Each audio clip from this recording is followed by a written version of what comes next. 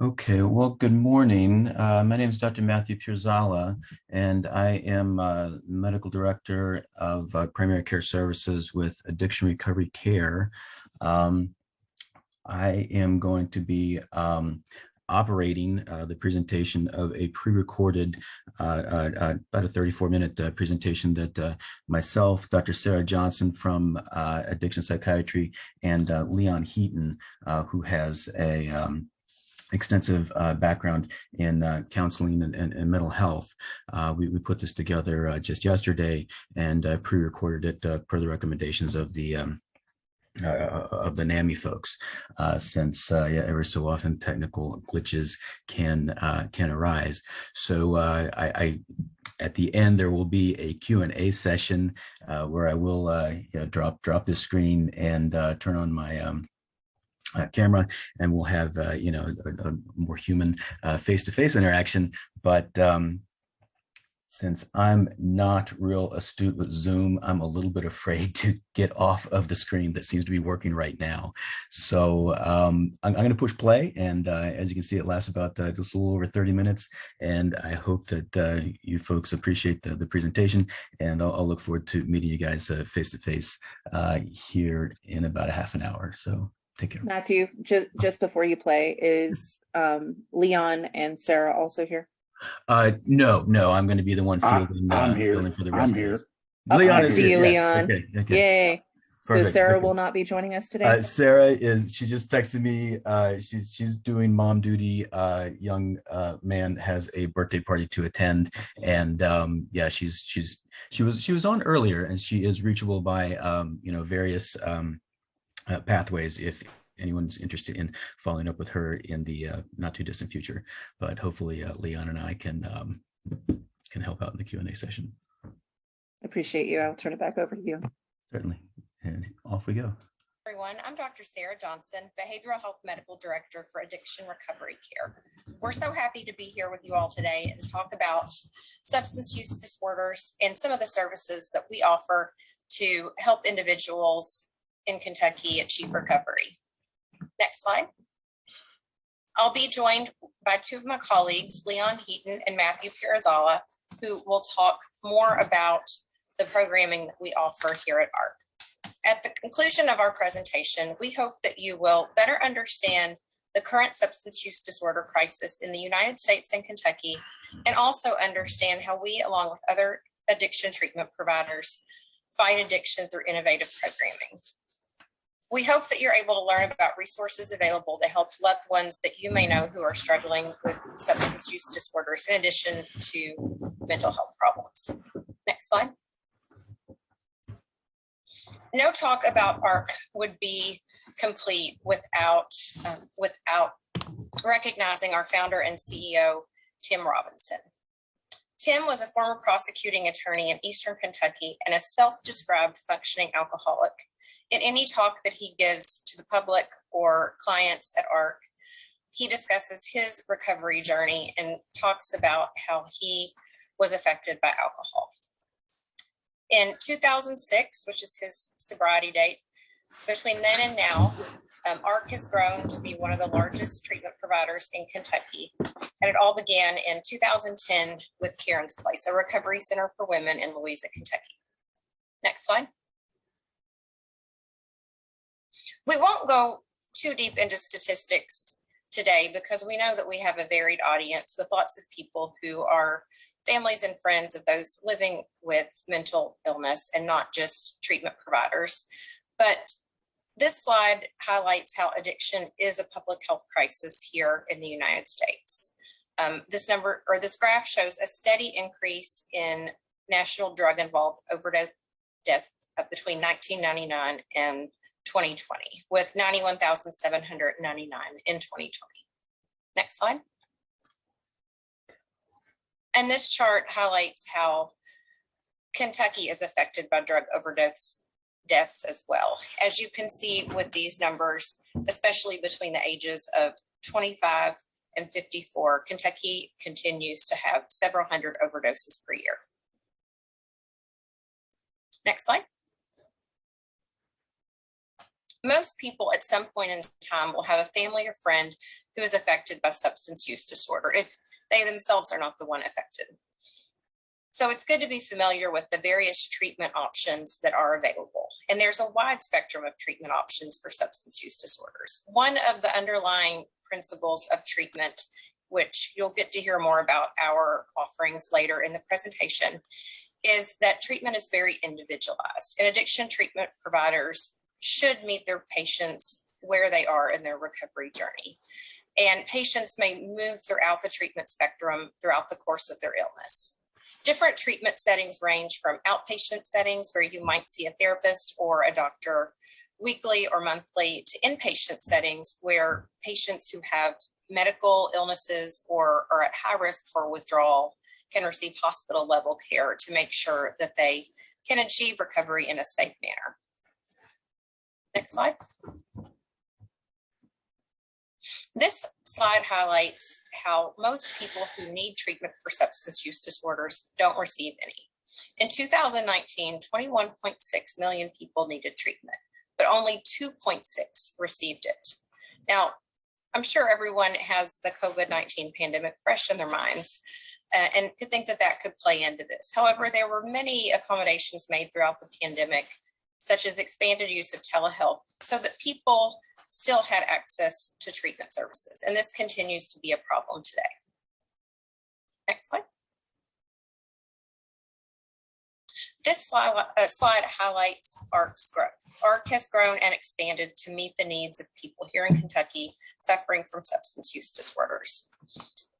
As I said previously, it was started in 2010 with the opening of Kieran's Place in Louisa, Kentucky, and has grown to its present size with the opening of the largest treatment center in Springfield, Kentucky, with the capacity to serve over 750 clients. ARC now has over 28 programs across 17 counties and continues to expand to help Kentuckians and those in surrounding states where they need us the most. Next slide. We are accredited by CARF and ASAM, and you may wonder, what exactly does that mean? Both of these accrediting bodies are organizations that set standards and guidelines for substance treatment programs. So if you are ever the person who is looking for treatment services for yourself or someone else, you would want to look for programs that are accredited, because that means that they are held to the highest standards of the treatment that they provide and the services that they offer. And that's very important that, that they're offering evidence-based treatment and not just doing things the way that they want to. Next slide.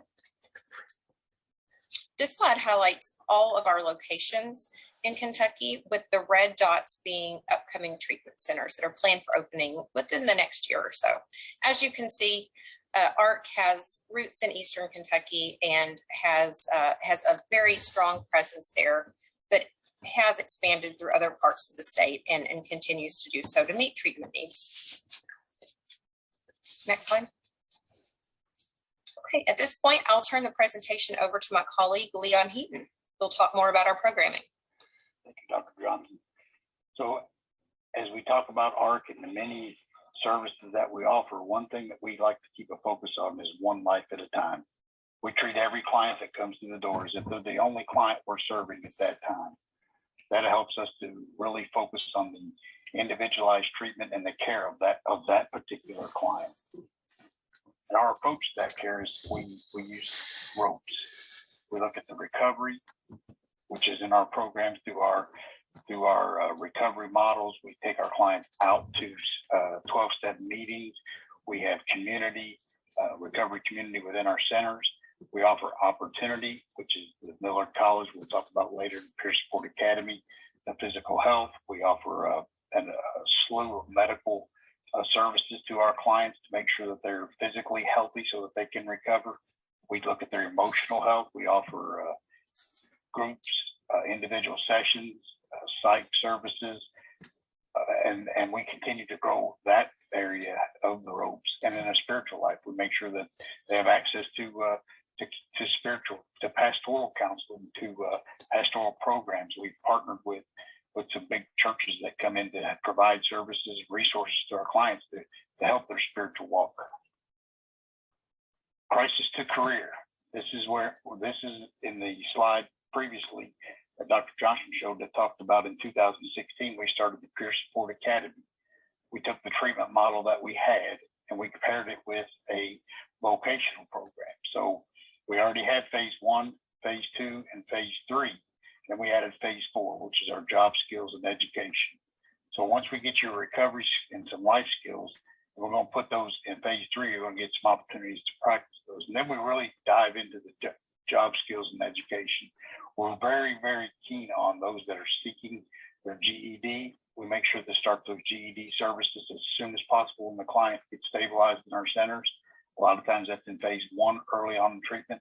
We get that GED started so we can help them to be able to leave our program with a skill to keep them to aid in their recovery. And the impacts that Crisis to Career has had on treatment, there's many. Over the years, I've kind of looked at these as the top 5. Gives our clients direction and purpose to life. Clients' lives are kind of out of whack and off keel when they come into the centers. We kind of get them stabilized and we give them some direction, and they've lost a purpose. And sometimes they feel that they don't have a purpose. So we try to offer that to them. It gives them hope. There's hope in recovery. There's hope that they can change their life. It motivates them to stay in treatment.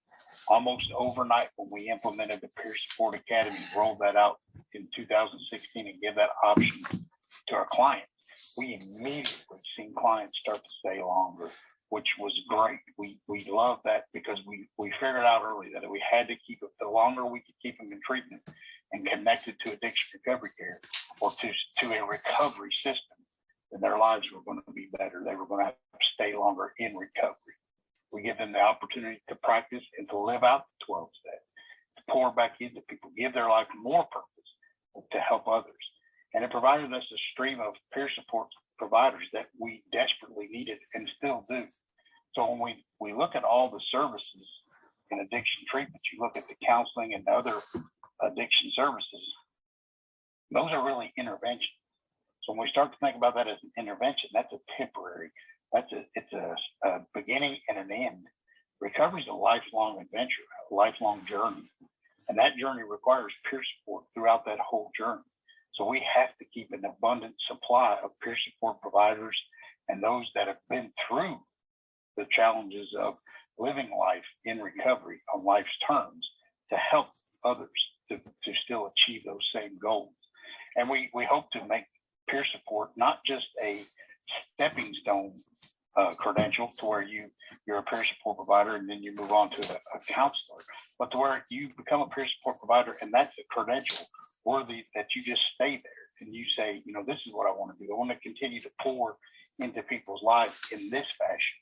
So we've got some things that we're working on to make that more of a credential that and put some requirements that are higher levels of peer support. You not just one peer support provider, but you may be a mentor where you've lived in this recovery life longer and you can pour into not only those that are just starting to be peer support providers, but those that are early in their recovery. So those are some things to look for coming up.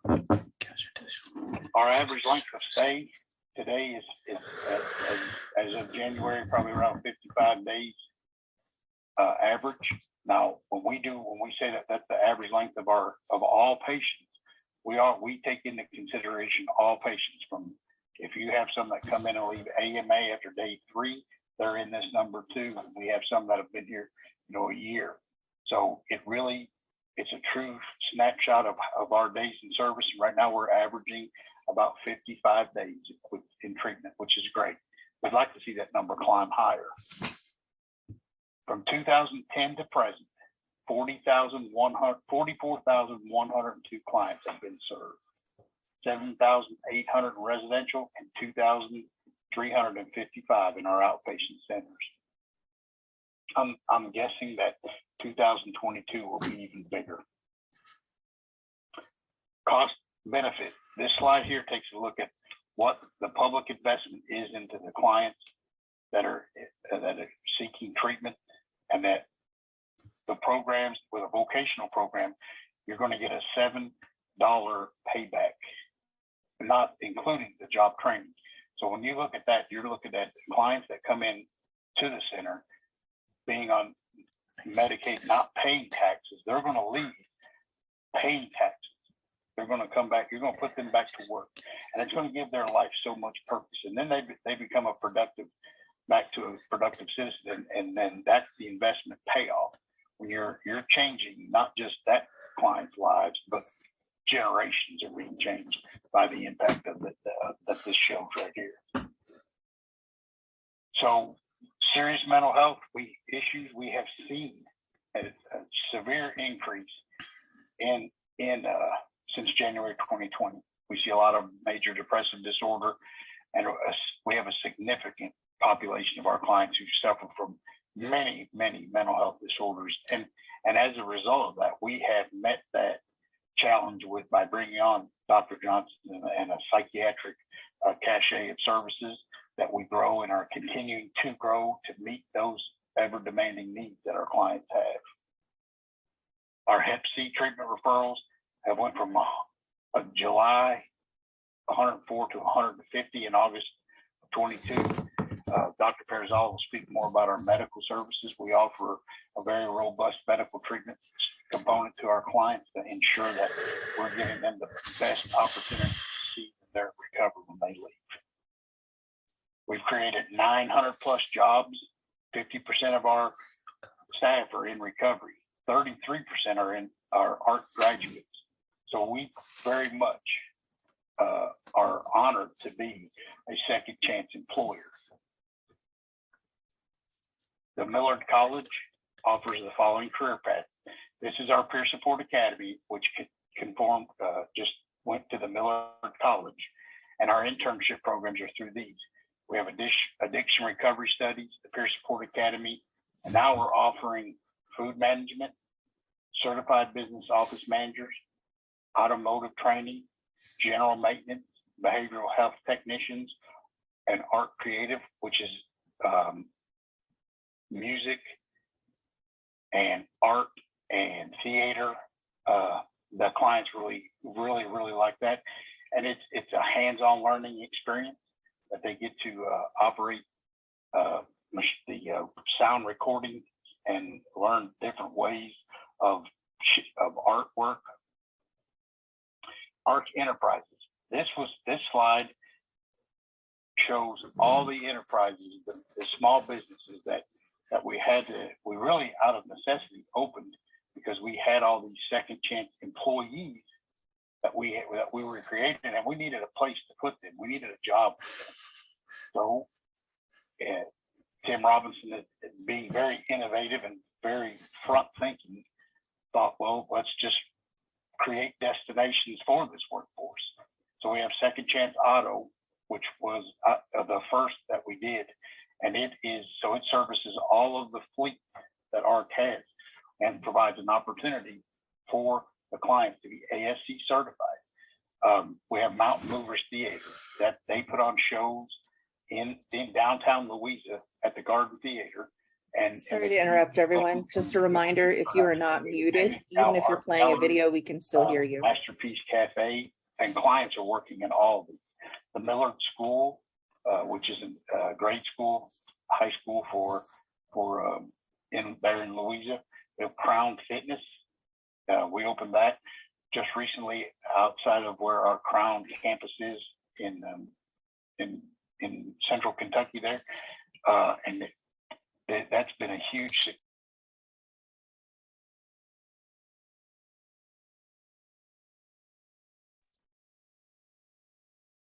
Dr. Pierzo, we cannot hear the video. Sorry. Sisters, and some are very high up in management positions of these endeavors. So we have 6 CARF accredited areas in our treatment centers. We have the residential, we have an intensive outpatient, we have the partial hospitalization, outpatient, detox, and targeted case management. So we kind of try to, our slogan has always been to meet the client where they're at. So we try to meet the client where they're at to meet their needs and move them into a lifelong recovery. Just some snapshots of 2021, just some funny little statistics that we kind of looked at was we had 180,000 eggs consumed. That's a whole lot of eggs. 25,000 pounds of coffee. We drove 912,000 miles. That includes taking our clients to various outings and 12-step meetings, but also we transported 4,751 clients to treatment. So if you have a loved one and then they want to go, we have, a lot of our clients come from some pretty remote areas and don't have transportation.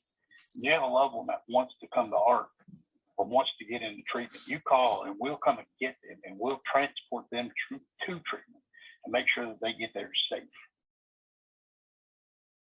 Karen's Place Maternity Center. This is the one center where we have the babies are born here. We have 180 babies that have been born in the past 4.5 years. 76% of our babies at Karen's Place come back to their mom within 5 days or less. That's a huge success when you look at this slide, which shows that the average NICU stay for a drug-dependent baby is 20+ days. We're doing that. Average hospital stay is 5 days. So our Karen's Place Maternity Center is a great option for those that are pregnant and suffering with the disease of addiction. And now I want to turn it over to Dr. Farzala to talk about the Judge Mullins program and our medical programs. Thank you very much, Leon. My name is Dr. Matthew Farzala, and my current position with Addiction Recovery Care is as the Medical Director of Primary Care Services. We are a team of about 15 nurse practitioners and 3 physicians with another, I think we're up to 5 or 6 psychiatric nurse practitioners that cover the needs of our residential centers and our outpatient centers. And so my background is primarily in internal medicine, and for most of my career, I've worked as a hospitalist. And then back around 2016, I began to notice that the therapies that we were providing for my inpatient patients that were affected by substance use disorder, after we cleaned up the acute problems of, drug overdose or a septic process or a heart valve infection or something along those lines that was related to this drug use, we really didn't have many options to send them onto a pathway that would allow them to achieve a sustained recovery. Okay, and so I personally became very frustrated by this, and so I made the personal decision to make a professional change. Okay, and I began to pursue a pathway of addiction care, and in this past 2 years ago, I got the subspecialty certification of addictionology. So I've been, I'm glad I moved in that direction. So Judge Kevin Mullins down in Letcher County, Kentucky, in Southeast Kentucky, also at some point made a personal decision to affect his professional pathway, and became very involved in referrals to treatment for the legal violation of drug-related crimes that were coming in front of him. And so the statistic that we share here is that over 550 treatment referrals have been processed by him over the past 3 years, but we're significantly beyond that now. And as you can see in the picture here, he has wallpapered his courtroom with certificates of completion of some of the clients, if you will, that have come before him. At one point, he would have had the option to have them incarcerated, but he's decided that we're going to try something different. And so a big part of my presentation is going to be access to treatment and how someone might get into treatment, and how someone who might not have that self-realization that they have a problem might be compelled to get into treatment by someone that is trying to advocate for them. Okay, when the individual is suffering from substance use disorder does not self-identify as somebody that has a problem, then you have to take some other steps that that we'll explore here further. So next slide, please. So routes to treatment and levels of care. And we like to toss around the 4 L's as far as reasons that someone might choose to pursue substance use disorder treatment. Those would be your loved ones, or your livelihood, such as your employment being at risk, your liver, or any other organ system that might be deteriorating, secondary to your substance abuse, or the law. It may be court ordered. So it's a dangerous myth to believe that once an individual hits rock bottom, he'll decide to get help, and that's ever the more dangerous in this day and age where we have the synthetic opioids and other very potent drugs of abuse that can end your life with just a very minuscule dosage amount. Next slide, please. So the disease burden of substance use disorder, and it's been reviewed by Dr. Johnson's slides as well. That graph that is shaped like a hockey stick. It's unfortunate that it continues to tail upward as the years go on.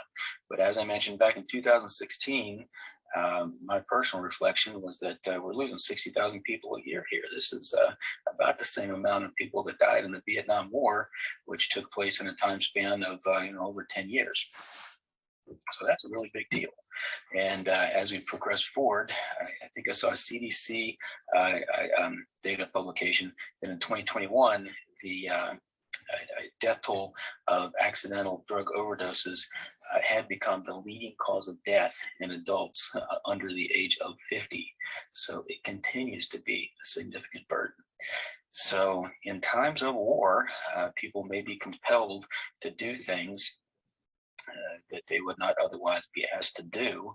One quick example would be, or easy example would be travel restrictions. If you reflect on the changes that were made to flight access after 9/11, 2001, things like carrying a corkscrew, a pocket knife, or more than 3 ounces of lotion are now going to be not allowed to you. You may have to pay higher taxes to cover expenditures, either on military munitions or in incarceration or hospitalization. And comparatively, the pathway toward treatment is a significantly cheaper option than that. Invocation of a draft or martial law are as well things that in a wartime people get compelled to do. And we certainly wish to avoid that. Next slide, please. So how do we assess the appropriate level of care that matches each patient's needs while preserving their independence? We have a formula for that. Next slide. We do a multidimensional assessment that has been developed over decades of research by the American Society of Addiction Medicine, and it gets reviewed and modified every couple of years. But for quite a while, there have been essentially 6 dimensions that we evaluate a patient's needs from. And dimension 1 would be their level of acute intoxication and or withdrawal potential. Dimension 2, their biomedical conditions and complications. Dimension 3, emotional, behavioral, or cognitive conditions and complications. Dimension 4, again, their readiness for change, whether they admit there's a problem or they might need to be compelled. Dimension 5, and Dimension 5 and Dimension 6 are fairly closely paired together, but that is essentially the likelihood that somebody's going to relapse in the current environment that they're in. and you assess the severity of all of these, essentially from a scoring system of a 0 through a 4, 4 being more severe, 0 being non-existent, and you come up with a number. And on the next slide, we can see the spectrum there. From left to right is lower scores up to higher scores, and we use this, fairly objective data to identify where this individual is, what their needs are, and where they're likely to have the highest potential for success. Okay. On the far left side of the spectrum, maybe they just need some preventive counseling or something along those lines. In this area, the advent of telehealth, okay, has become very highly utilized, and it's very, very valuable for someone to just have, access to a counselor, medical practitioner, what have you, essentially in their pocket, in any place they've got some kind of cell service. Maybe they need some level 1, some outpatient care in an actual, brick and mortar clinic where they are asked to present in person. Maybe it's a couple times a week, maybe it's a couple times a month. Very frequently, you do offer lab services such as confirmatory urine or blood drug screens to make sure that we are towing the line with all expectations. Level 2 would be thought of as maybe an apartment or condo type of situation where the individual is still allowed to come and go and interact in the community, but there is a responsible adult, if you will, staffing the residence where they live. Level 3 is a situation where there's more security in the grounds. Okay, comings and goings are highly regulated by both the patient and the guests that may be coming in to visit, and personal property is going to be scrutinized pretty closely. Concern for contraband, that sort of thing. These are the folks that need a secure environment where just the presence of triggers and other opportunity for substance use is not going to be easily available to them. And then level 4 is what we would think of as the classical hospitalization, where support is provided for intensive withdrawal from benzodiazepines, alcohol, various things. Maybe a amphetamine-induced psychosis would be treated there, or a drug overdose, or any of the other, health conditions that can be downstream effect of a substance use disorder. So we want to get someone in early at the appropriate level that meets their needs, and then transition them to a less intensive, less invasive level of care at the appropriate at the appropriate pace. Next slide, please. So when a patient or loved one may need to be compelled to pursue therapy, you might consider a Casey law petition. This has many of the benefits of a drug court without the criminal record attached to it. It is longer lasting and less intensive than a 202A, which is thought of as the 72-hour hold, which mandates an inpatient treatment in a locked facility or behavioral med unit for those deemed an imminent risk to self or others. And the Casey law is less permanent and provides more independence than a conservatorship. This involves loss of agency, which is hard to reverse, and is really not appropriate for individuals in which an outside substance is the culprit of the disorder. And if you can just remove that substance, then a lot of the problems may clarify. For more information on that, the Kentucky Office of Drug Control Policy publishes a guide to how to get a Casey law processed, and law enforcement and court system are very much on board with this process. Next slide, please. So in closing, go goals are the most effective therapy in addiction recovery. Severity of the illness can be gauged by how short-term or long-term these goal horizons are. At Addiction Recovery Care, we attempt to meld the medical, psychiatric, counseling, and vocational training fields to optimize the independence of our patients. Substance use disorder and their co-occurring mental health disorders should be treated from a chronic disease model, but they don't need to be as debilitating or life-threatening with the appropriate approach. Best of luck to all advocates for individuals with mental illness. Next slide. And should you wish to reach out, if you or someone that you know is in need of services at Addiction Recovery Care, our phone number is 606-638-0938 to our intake line. And with that, I'll open up the floor to questions. Thank you.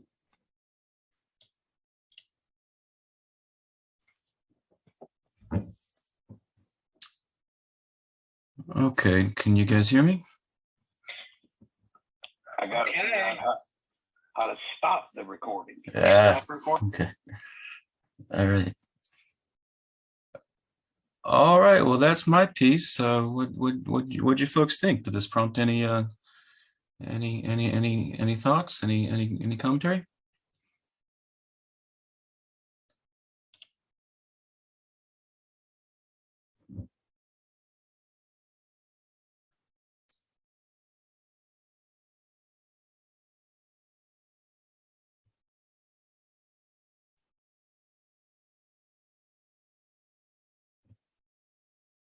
Did a question come through from Mary Otter?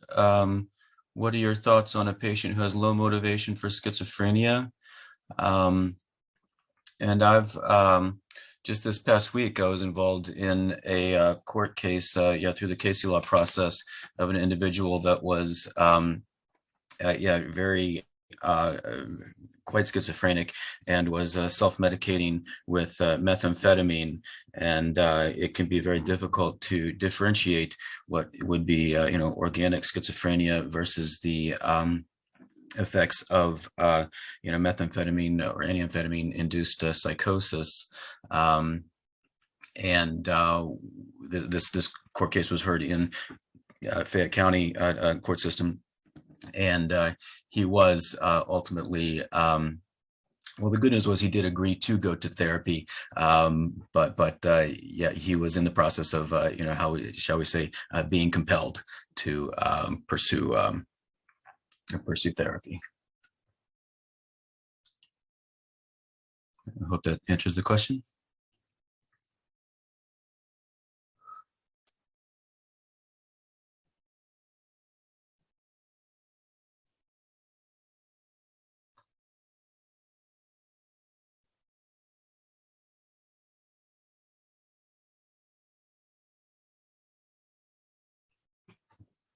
Leon, did you have anything else to add, or is it?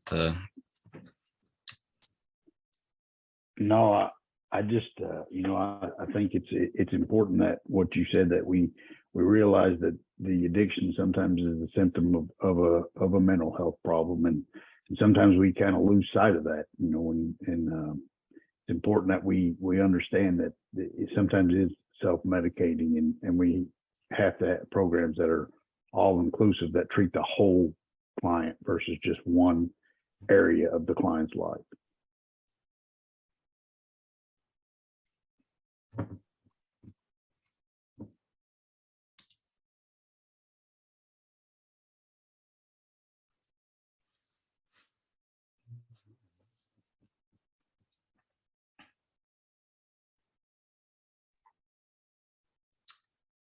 But to broaden out a couple other things that we do from the medical side while someone is getting therapy from us, is that we do a lot of the primary care services that they may have been putting off, if you will. We try and pursue full compliance with USPSTF, United States Preventive Services Task Force recommendations. This would involve health screenings for HIV, Hep C,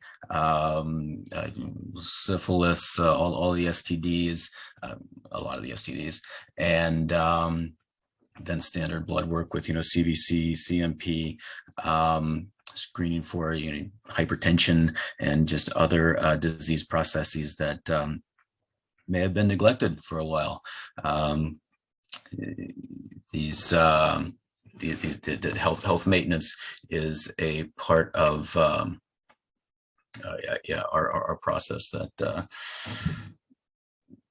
we do try and get these folks back on their feet with. Leslie, we do utilize the 12-step program model. Our curriculum, our peer support providers use is very much a 12-step model, and that's we take our clients out to various meetings. It's not just the in-house, so we get more broad experiences, and we're not tied into one particular 12-step model. We really will use anything that will work.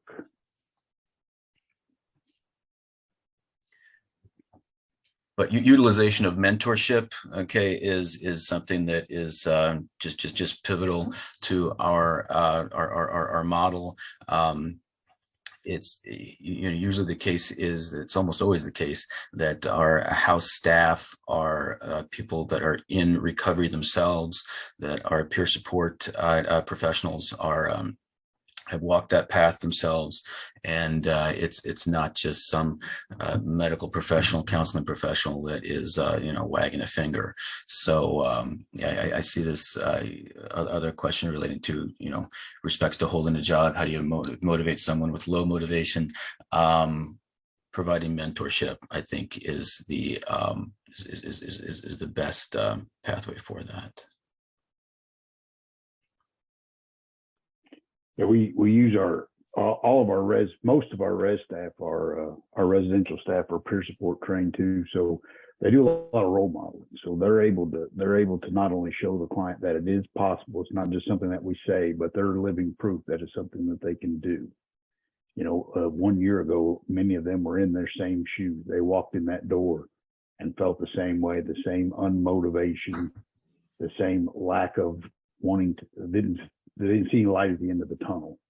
So it's the peer mentoring is a huge component of our program.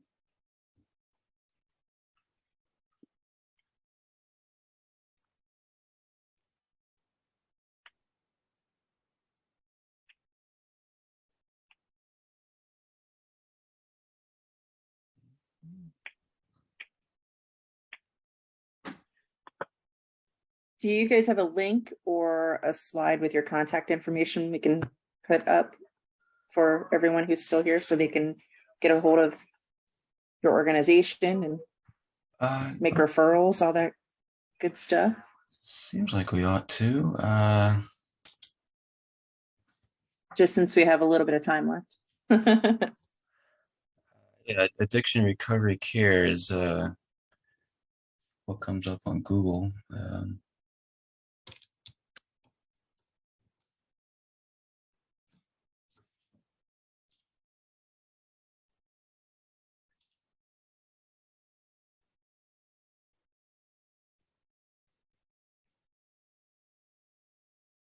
ArcCenters.com is the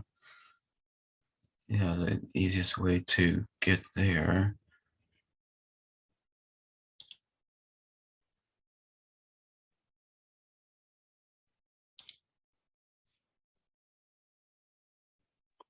I was going to put it in the chat box, but Rhonda's pretty quick. I try to help when the power's not knocked off. Sure. I've lost power twice today, ironically, in the middle of all this. Oh, bad timing. I know. I said the same thing. Is my screen sharing currently with Yes, Yep. sir. We can see it. Yeah. Okay. Yeah. Okay. So yeah, we keep it simple, arccenters.com. And there's a lot of information on this site. It's been very well organized. I'm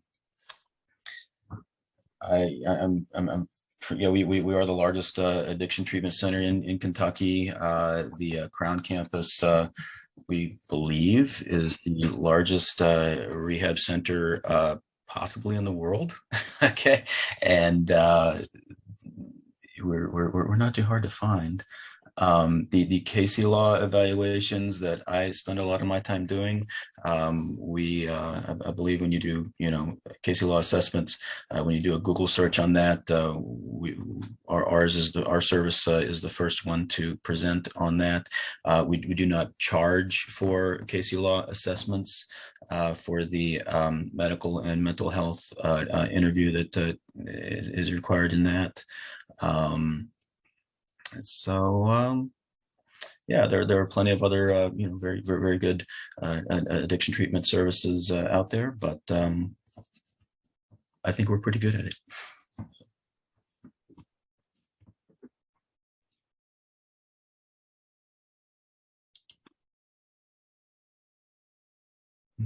Thank you, Leon. He put his email in the chat if anyone wishes to contact him directly.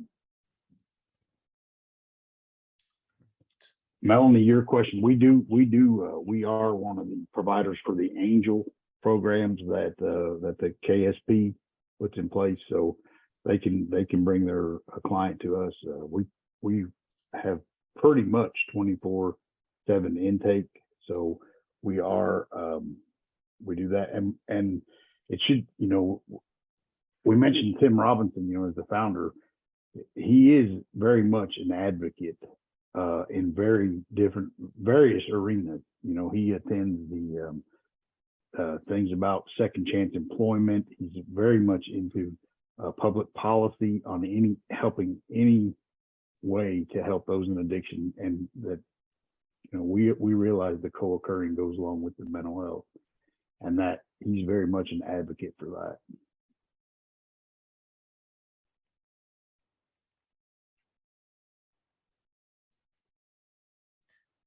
To respond to the question, are there any initiatives in place to work with law enforcement to consider mental health issues? I can tell you that probably about a third of the Casey Law evaluations that I do they take place in a jail somewhere. Okay, so in this situation, yes, judges, prosecutors, etc., are reaching out for at least an assessment from a medical practitioner, a mental health practitioner, to come to terms with what is organic mental health issues versus what is behavior related to substance use disorder. I hope that answers the question. And in the past couple of months, the mother of Casey Wethington, who was the young man that passed away of drug overdose, and then that prompted the authorship of the Casey Law, has come to work with us as a liaison petitioner champion, if you will, for the Casey Law process.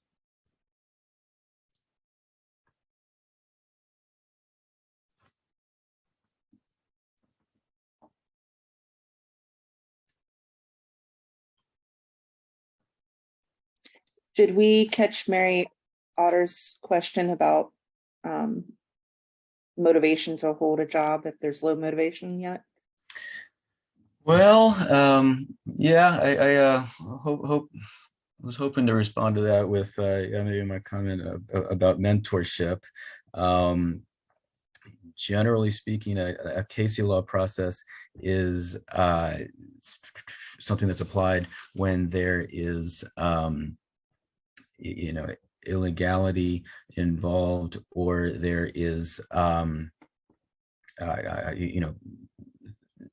threat to someone's life, or significant health issues going on. I think it's just motivational interviewing is the best pathway for that. Maybe Leon. Yeah, we typically would increase that person's individual sessions and get a counselor that's very good with the motivational interviewing, and it comes down to that rolling with the resistance. It's not, you're really not you can't make these people, you can't make anybody make that decision. So it's just dropping little pebbles. And with a length of stay, with our continuum of care, it gives us longer to drop pebbles, and then hopefully those ripples, we could make make a dent in the 9-10 months they're with us.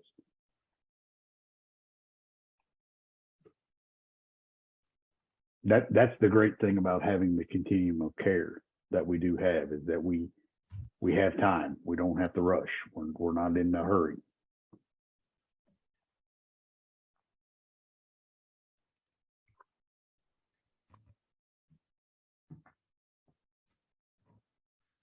It's been a couple of months, but I got the opportunity to re-interview an individual that was entering one of our welding training programs. Okay, he'd been through 6 months of residential therapy, and I had actually seen him very early on in his during his intake, maybe in like week 2 or 3, where he was still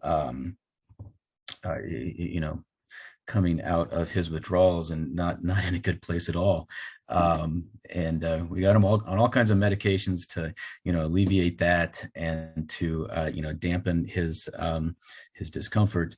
So when I saw him here, 6-8 months later, he had weaned off of a number of these medications, and he just continued talking about the future. Okay, in about 6 or 8 weeks, he was going to have his welding certification, and he was going to have a $25-$30 an hour job lined up somewhere in the Louisville area, and he had plans to pay off some child support and other things that had just been getting, shall we say, put off previously when he was all numbed up. But yeah, he was motivated. It was heartening for me to hear. So it was a pleasant interview.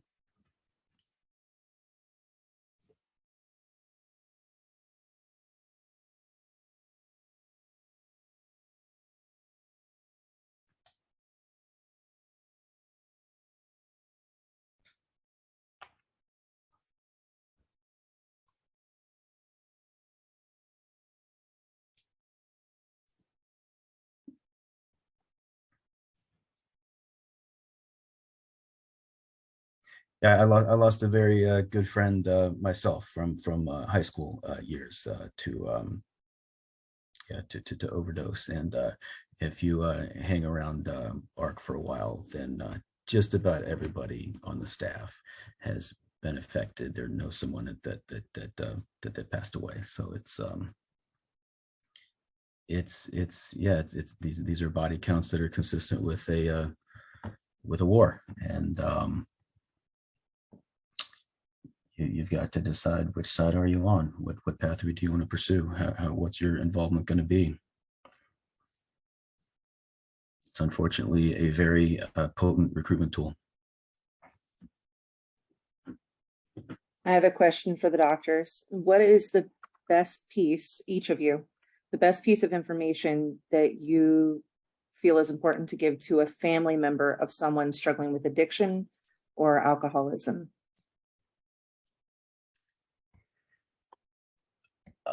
Try and be supportive without being an enabler, and that is a gray zone.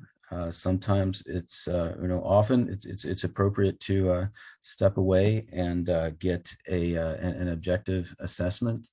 The ASAM criteria that I mentioned there previously, it can be performed by a physician, nurse practitioner, counselor, but those are dimensions that I think a layman as well can have an understanding of just what is the severity of this individual's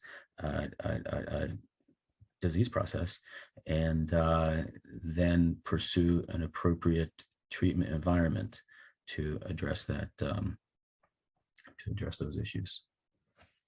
Yeah, I think we get concerned with the family member that we don't want them to be mad at us, but today the drugs that are out there are so potent. I prefer to have a loved one mad at me and alive than the opposite of that. So I think it's at a state now where families, you got to intervene. There has to be an intervention quick on these stuff.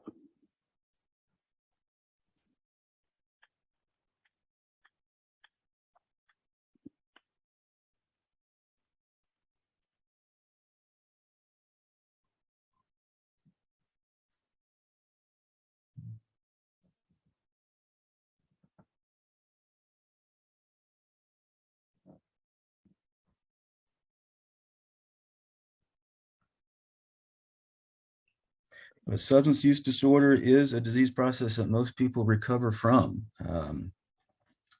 It's something that, as mentioned before, it should be treated as a chronic disease that you have an awareness of, but it's not something that you necessarily have to that you should have to, pass away from.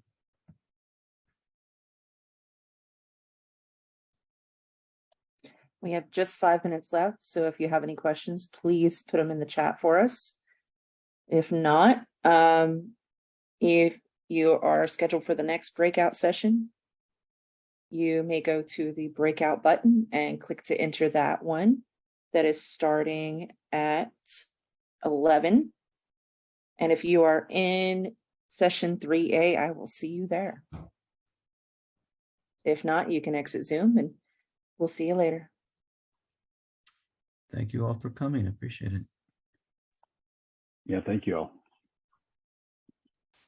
Thank you, Dr. Heaton and Dr. Pirzala. I appreciate you.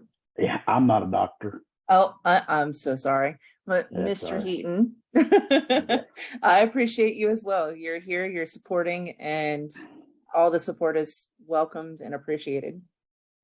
Thank you all.